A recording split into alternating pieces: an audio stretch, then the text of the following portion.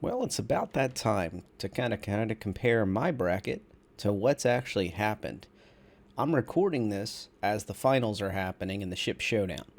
And we're looking at some very exciting stuff with the Mercury versus the Pisces. The Mercury ahead by about 1,500 votes with like 12 hours or so left. Very cool stuff.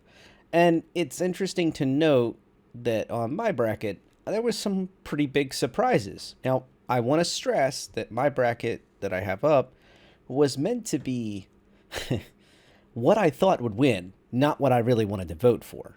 So when you see me splice in what actually happened on the votes, I'm going to leave my votes highlighted and who won, of course, so you can kind of get an idea of what I was rooting for.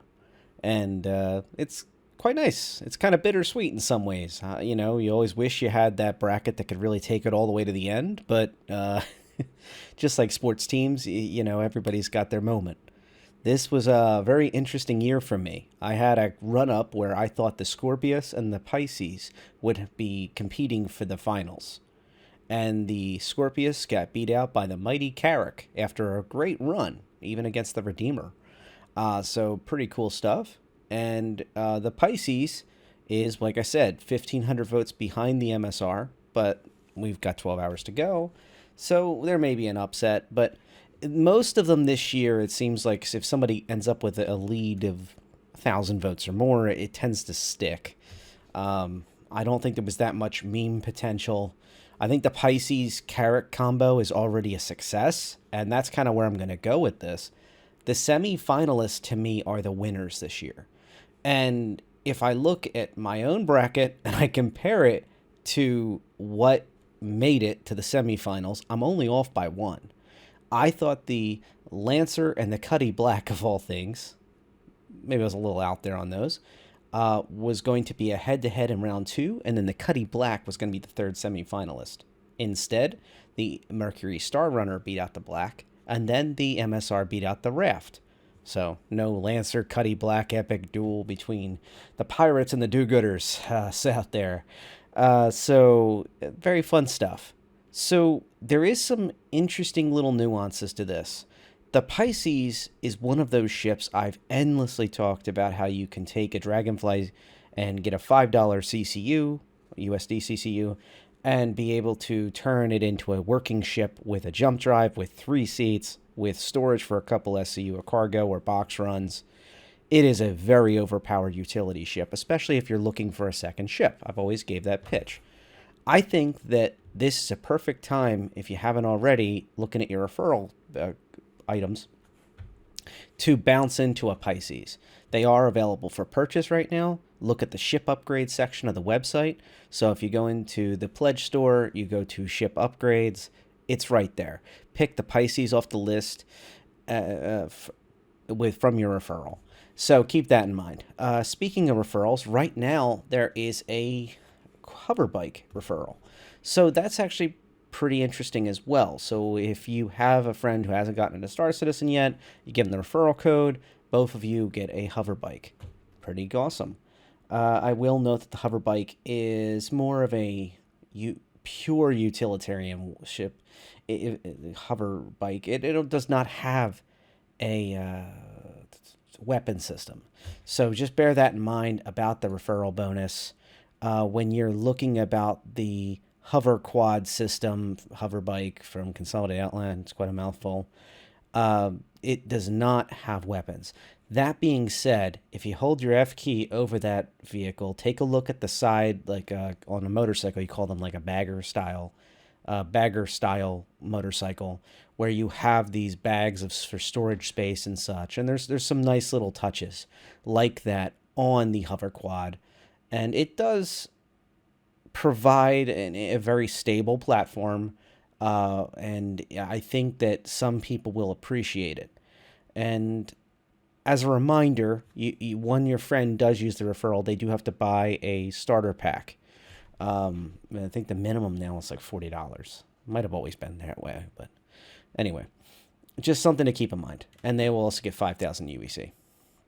Okay, back to the ship showdown. I just wanted to make this quick video, not about motorcycles and touring bikes and bagger style motorcycles, but I wanted to bring this up about the semifinalists that are the winners.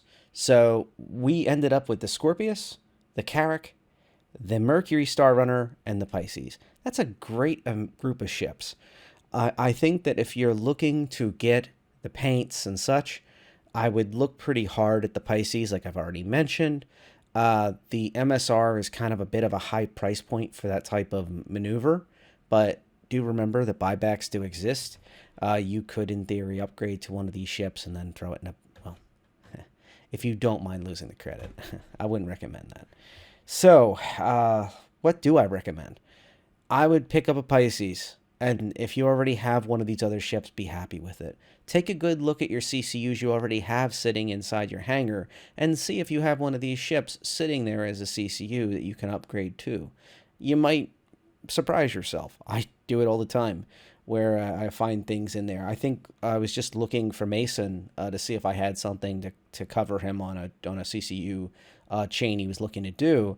Unfortunately, I couldn't help him out. But what I did find was an upgrade to a Crucible from a Mole or something like that. It was a very strange combination. And that might be something good to keep in my back pocket for the future when the Crucible rework comes down the line. If I wanted to pick one up. A Mole is a very accessible ship. It's often for sale. Not so much the Crucible. And the Crucible may have a price hike. That would be an interesting thought here about these semifinalists. Which ones do I think are worth upgrading to if you had a CCU on hand or you already have the ship and you're thinking about upgrading from it? First of all, if you're thinking about upgrading at all, wait until this is over so you get your payouts of your freebies before you make the jump. If you get the free items, you can CCU the ship and enjoy keeping the paints. If there's a backpack for the finalist or for the actual champion, I should say, or any other type of items, the jackets, each semifinalist last year got a jacket that was custom for it was like a IAE style jump week style, Leatherman style jacket. And, they were pretty nice. So bear that in mind that I would hang on to them for a minute. But I wouldn't go out of your way to get these aside from the Pisces. That's a cheap, easy way for everybody to enjoy some freebies on this. But out of these, I would say that the real winners is going to be the Carrack is going to have a beautiful paint job. There isn't that many Carracks outside of the Expedition Carrack that has a nice paint job ready to go. It is nice to see them have another year of paints that will be made for them. And also some Carrack jackets. And this is another time where I have to remind everybody that there are newer backers that have made the jump to something like a Carrack, and this is like their core ship. They did not get the freebies in the past years if there were, when there was giveaways for the Carrack and such. So I do want to caution people whenever they say, oh, this ship wins or that ship's too popular and such. Same for the MSR. I think the MSR is certainly a crowd pleaser, especially if data running comes online, even as a tier 0 type of thing in 2023. I think that the MSR is going to be important for some players to have, and as more players have them, it is nice to see it get a nod once in a while. Do I wish the RAF would have made it to the semifinals? Yes. I don't think it would ever become a finalist, but yes, I do wish it would become a semi-finalist. And that brings me to my last point on this discussion. I mentioned this in the last video, but I just wanted to underscore it again, that it really, really would help this system if semi-finalists, at the very least semi-finalists, were not allowed to be in the 16 bracket for the next year. Just 1 year off. Because that would kind of give people on the extremely popular ships, a biannual chance to get their ships have new paints, especially for new backers, but also walk that happy medium where other ships get a moment in the sun. I would have liked to see the 600i make it a little further. Would have been really interesting, especially with the Golden Pass right around the corner. We'll see how that goes. There's some very good looking art coming out for the 600i Explorer. I'm sure the touring will look great too. I think Morphologist covered that extensively, coming up with different designs and concepts and 3D renders. him and his family put together. And it's really cool stuff to see the community really show so much passion for these ships. And the ship showdown is kind of something that was kind of spawned a couple years ago as like I would say almost just a way to build some hype, build some excitement, kind of in between major events. The next one we're going to have is in October for CitizenCon. I'm really looking forward to this virtual CitizenCon. There should be a lot of good stuff. They've already promised free goodies. They won't say what, but they've already promised free goodies to all backers, uh, thanks to CitizenCon. So that's really great stuff. I hope to see some Golden Pass ships, hopefully the 600i, dare I say it, come out during that time, or for the IAE follow up for the major sale. So I know this isn't the most hype building video I've made in a while, but I just wanted to recognize that the brackets I made somewhat successful in a bizarre way. The outer strategy of trying to stay on the outside. If this was a real time strategy game, we would be we'd be discussing whether that was effective or not. I would say it's partially effective. My semifinalists proved that, but at the same time, I think it really shows that the community can surprise us. And there wasn't some major upswell for a meme based ship. I think the Mule being placed against the Pisces in that first round really put some wind out of its sails and kind of changed, I would argue, the dynamic of what we were going to see for the seasons overall for the challenges here. I would love to see what the Mule would have done against, say, like the Avenger Titan and then in like that bracket. It would have been kind of interesting to see it come later on as something that was not just knocked out in the first, kind of build some wind in its sails. Um, I don't know, but this is what we got. We got a nice lineup of winners, all four of them great winners, and I guess we'll wait to see who the finalist is. I think it's going to be the MSR versus the Carrack, and I believe the Carrack's going to win. It's just got so much old school backers, newer folks that have seen it as like a great option and really get excited about it. And we haven't even seen the Carrack's final form. Interestingly, if we have a Carrack Mercury lineup, they are on kind of a modularity that we haven't seen yet on either ship, and entire systems that are not on there yet. What I mean by that is the Mercury Star Runner is a data running ship.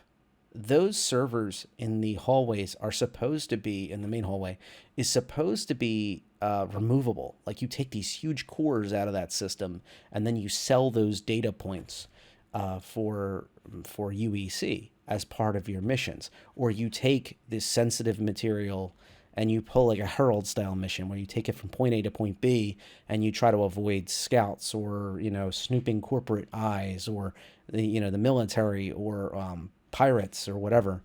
And basically that is part of the Mercury Star Runner's gameplay. The Mercury Star Runner also has scanning, which the Carrack has as well. And the scanning system is just in its infancy and not really where these hyper scanning vessels have. Mercury has an entire scanning room. Carrack has an entire deck of its cockpit, its bridge, just dedicated to scanning. And it has massive scanning arrays designed to find jump points in a game that doesn't even have jump points yet. In addition, the Carrack has 3 modular bays in the base of it. When you walk through those cargo areas, those are meant to be replaceable with other things. So when I say we haven't seen the final form of either of these ships, it's true, Carrack's a little more actual modular, but I would argue that the Mercury and the Carrack are more dynamic for missions that don't exist yet, and they have gameplay loops that we really haven't realized yet. So they're both very long-term ships, where, like, the Pisces I keep bringing up, the Pisces you can use right now in multiple gameplay loops, and you can use it very practically. My primary ship got blown up, I'll break out the Pisces. Hey, I have a bigger ship, I want to bring this along, I can park a Pisces in it. This is very practical usages. And the Carrack and the MSR are more for long-term. You can use them for some cargo running, you can put a vehicle on them, you can do some interesting things like even regenerate in the Carrack. But they are truly not seeing their full form yet. And then you have the Scorpius, which is relatively in it where it's supposed to be, but armor's not realized, and weapon systems aren't really calibrated the way they're going to be. But at least we can see what it's going to be right away, and you can sit in those seat in the co-pilot seat and grab that gun on that remote system and be able to really ground pound or do some interesting type of dogfighting and see what's going on. And you can immediately pick that ship up and get some action with it. Whereas the Carrack and the MSR, yeah, you can, but there's a lot of things that are not quite where they need to be yet.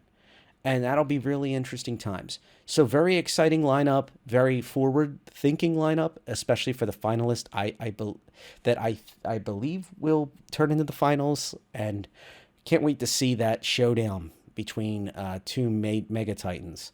And who knows? Maybe we'll have a Carrack Pisces final with a champion to be crowned. That would be truly be against a war in the family, so to speak, with the Carrack and the Pisces. But that would be really cool. So, great times. I hope you appreciated this free form kind of discussion. I'm just kind of having fun with this, discussing it with you. And yeah, be sure to subscribe if you haven't already. Have a good one.